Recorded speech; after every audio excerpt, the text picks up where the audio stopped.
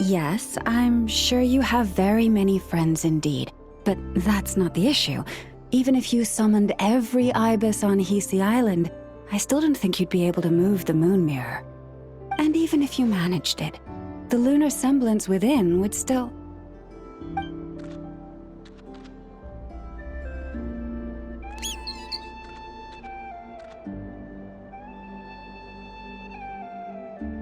dig it out. You could, but moving the mirror would still pose a challenge, even for you.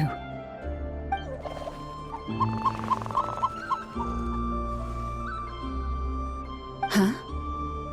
You really can summon every ibis on the island if that's what it takes? And you, on the other hand, think this plan is a joke, even if the ibis gets its entire family involved?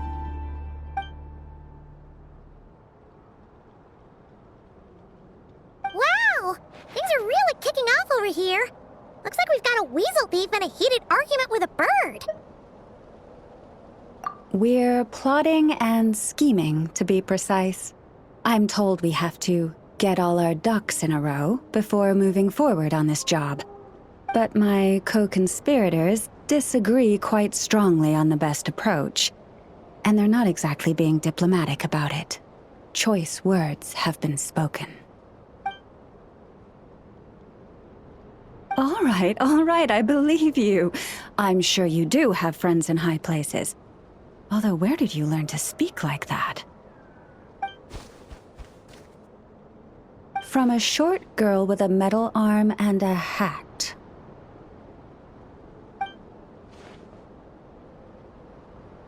Oh, of course you can keep talking like that so long as you enjoy it. But be sensible around her, okay? Don't copy everything she does. I'm going to have a little chat with the Traveler and Paimon now, so be good and pipe down a little. Huh, it really did quiet down. Being able to understand animal speak is so cool. Paimon wishes she had that ability. Trust me, Paimon, you would not enjoy it very much at all. Don't misunderstand. Nothing terrible would happen, and it doesn't drive you insane or anything like that. Although, that being said, I do sometimes find it quite overwhelming. I was overjoyed when I first discovered that I could understand animal speech, but I quickly realized that it came with a downside. This ability is always active, and I cannot control it. Oh. Yeah, that would be a problem. And if you can't control it, that means... Exactly. People say that listening to the bird song deep in the woods gives them a profound sense of peace and quiet that lifts their spirits. But no matter where I go, I can never find peace and quiet. When I stand in the forest, I hear the chatter of the wildcats, the rabbits, the rhyme-horned deer, the chic badgers, and the long-plume ibis. They argue loudly about who's to blame for damaging whose roost, or which part of the woods the best twigs come from. Alright. Guess talking to animals isn't all it's cracked up to be. Waking up to the sound of birds chirping is pretty nice, but replace that chirping with bickering, and suddenly it doesn't seem so appealing.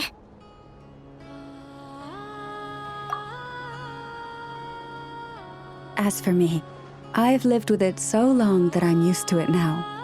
In fact, it would probably be quite an adjustment if I woke up one day and couldn't hear the finches discussing which cup in which house makes for the best bath. Yes, plotting and scheming. Thank you for reminding me. I got a little sidetracked. Although, now that the Traveler's here, we might just have the solution to our problem. No, just you will suffice. This job involves breaking into a storage room by undoing the seal created with the moon mirror by a previous moonchanter. But for someone of your talents, I'm sure it will be a simple task. Don't worry, I'm sure you'll be fine. Come, let's go. Here we are.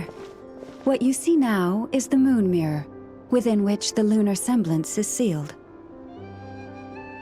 Oh, must be a pretty precious statue if they went to all this effort to steal it away. Will there be some traps inside? You know, the kind that send arrows flying out if you step in the wrong place? Do not worry. This little one did some scouting for me ahead of time. The seal does not contain any such fatal traps. Oh, nice.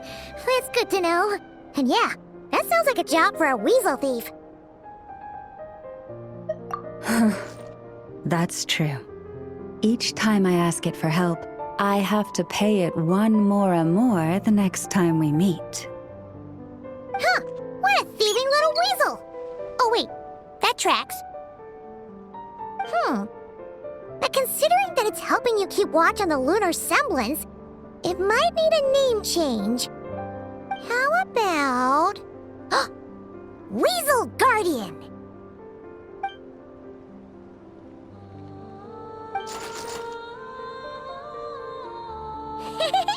Can't catch Paimon! Paimon can fly!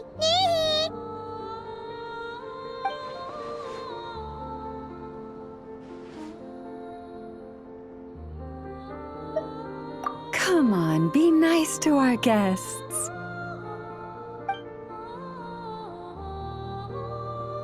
To retrieve the lunar semblance, we need to activate pairs of mechanisms in 2 different locations.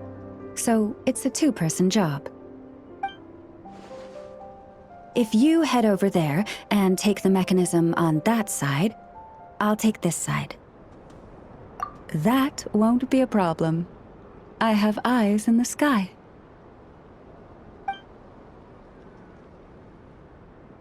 It will keep me updated on where you are and which mechanism is in front of you.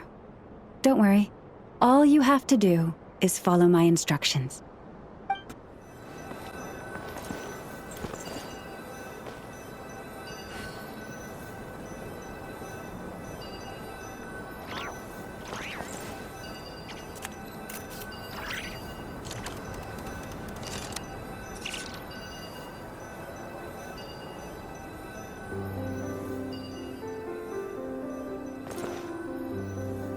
Understood. I will retrieve the lunar semblance now.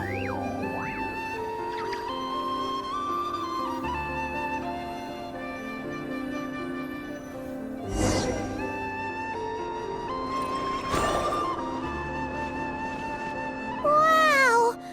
What a huge statue! Yeah, no amount of birds or weasels is shifting that. He probably couldn't even get past the mirror. So, Lauma, just how valuable is this statue anyway? In terms of Mora? Not much, I suspect. It's crudely fashioned, and the kind of stone it's carved from is found everywhere around these parts. But to the moon chanter of that era, and to the Frost Moon scions of today, it is a priceless treasure. If nothing else, I now have concrete proof of its existence. That's enough to confirm the reliability of several documents on the topic. To me, that makes this a very successful trip. Thank you for your help. I knew I had judged you correctly. The moon mirror posed no obstacle to you, and our little friend here was very impressed with your mechanism operating skills. What is it saying, Lauma? It says that the Traveler is the best treasure hunter it's ever seen. It wishes it could join him on a quest to unlock all the treasure chests in the world. From now on, I'll call on you if I ever find a treasure chest I can't crack.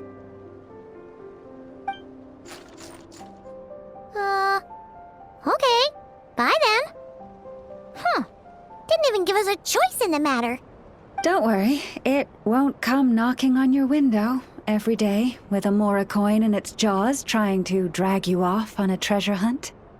And it certainly won't be visiting your room in the dead of night, moaning about locks it can't pick. Uh-oh. We better make sure to lock all our doors and windows before we go to sleep tonight. Relax. That weasel's only a child. It means no harm. It's just more talkative than most. All right, let's head back. It's almost time for dinner. Oh, and we still need to figure out how to get this statue back to our library. It seems like I'll need a little help from my friends, after all.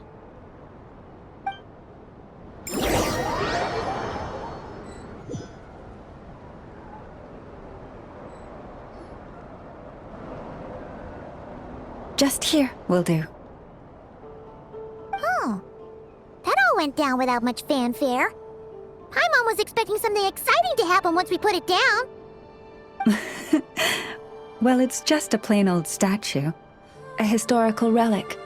It doesn't hold any kind of mystical power. The real value lies in the stories behind it.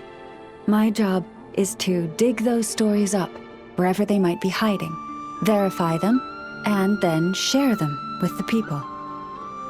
Cool. Well, it's a good thing we got it back here in one piece. Indeed. And you two have my thanks for that. Please, take these fruits and quench your thirst. I had the animals gather them in the woods. And after that, forgive me, but I have another request to make of you. I apologize if this is presumptuous of me, but I've seen how well connected you are, and I've heard of your many travels into secret and forgotten places. On your future travels, if you ever come across any texts about the Frost Moon Scions, could I borrow them and make a copy with which to enrich our library? You have my sincere gratitude on behalf of the Frost Moon Scions. Oh boy. That was some seriously tasty fruit. So much better than Paimon's used to. These animals have lived their whole lives in this forest. Naturally, they're the ones who know where to find the best fruit.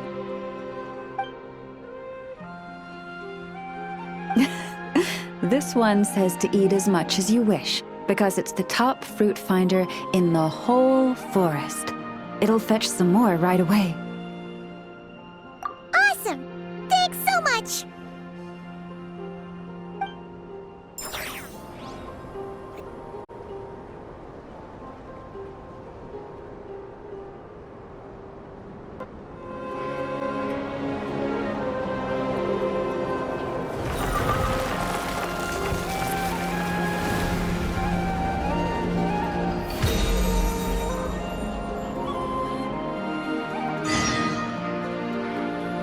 Well, I think we can now say that the Grand Library is complete.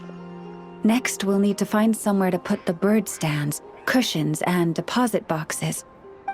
Ah, hello there, traveler, Paimon. Thanks to your help, the library repairs are basically complete. It's really starting to look the part. What about that other stuff you just mentioned? Are you planning on putting all that in the library too? Yes. That said, it's too big of a job for me to handle alone. I was planning on getting some of our more skilled artisans to help out. The Grand Library is open to humans and animals alike. Since we have furniture for humans to sit down on, there should naturally be some for the animals too. Huh. Yeah, that does kind of make sense. Those are the ones I used to use when the little animals came to talk to me about their struggles. I'd originally planned to make some new ones, but some of the animals are nostalgic for the older items, so we brought them along too. Wait, animals tell you their struggles? Like a therapy session? Kinda sounds like a nice bathhouse for animals. This is one of my duties as Moon Chanter. I would not call it hard work. And it's true. All living things have a need to feel heard. I have always encouraged everyone to come to me without reservation, whatever troubles they may be facing. Hiding your thoughts deep in your heart will not solve anything. In fact, it often makes the problem worse. Oh, well, I've never looked at the numbers, but my sense is that the animals consult me more often. After all, my daily routine is more or less the same as that of my people, and they don't usually come during work hours. It's only when I have free time that I get the occasional human visitor. Animals, on the other hand, lead very different routines from us. Sheik badgers tend to visit in the early morning hours, while ibises often drop by after sunrise. Finches come in flocks during the afternoon, chirping and chattering away. The rhyme-horned deer visit at dusk, mostly alone, though sometimes with one or two friends. And once night has fallen, I get the odd weasel thief burrowing into my home. Oh, but that leaves you with no time to yourself at all. It truly is. There was one time when a weasel thief stole some pine cones that a group of finches was hoarding. It must have been around 20 finches that flew to my bedside in the dead of night to protest the transgression. I had to ask a sniffer mole who I'd just been chatting with to invite the weasel thief over. It took a lot of work to convince it to reveal where the pine cones were. By the time all parties were satisfied and ready to leave, the sun was up. I slept in till past noon that day. Paimon would have given up and gone back to sleep long before you did. And probably pulled a blanket over her head first to block out the noise. Since they'd taken the trouble to come to me, I felt I had a duty to help them. And the results made it all worthwhile. After getting everything off their chests, the finches went back to happily hopping around, and the weasel thief went off in search of new, exciting treasure. But humans are less forthcoming than animals. Too often, they hide their true feelings in the deepest corners of their hearts. Even those who come to me for guidance, I feel as if they tell me only part of the story, leaving out what truly burdens their soul. Perhaps they are unwilling to say it out loud, to face the real issues head on. Human society often encourages people to hide their true selves. It is not dissimilar to the way that some butterflies hide away in a withered leaf and camouflage their wings to match their environment. Social interactions between humans can be complex and difficult. Everyone has their way of coping, and I don't judge them for it. Nonetheless, suppressing one's true feelings can easily lead to melancholy and depression. Deep-seated issues like that are difficult to resolve, no matter what advice I give. So I had an idea. I thought, what if I could find a way to bring complicated human minds and straightforward animal ones together? Maybe by spending some time around each other, both could experience a new perspective. It was with that in mind that I renovated the Grand Library and turned it into what it is today, spacious and well-ventilated, and open to humans and animals to come and go as they please. Except maybe on rainy days, when they're looking for shelter. But the rest of the time, people can visit whenever they want, to spend time with the animals, browse books, rest, and enjoy the sun. And perhaps the company of our dear animal friends, who will not be driven away by anything they say, might encourage people to open their hearts and share the truth of what lies within. Wow, you really put a lot of thought into this library renovation. Oh, it sounds great to Paimon. Hugging fluffy animals, lounging in a chair all day without a care in the world. Just thinking about it makes Paimon feel all warm and fuzzy. Of course. Your assistance with the renovation works was invaluable. It should go without saying that the Library of the Frost Moon Scions shall always be open to you.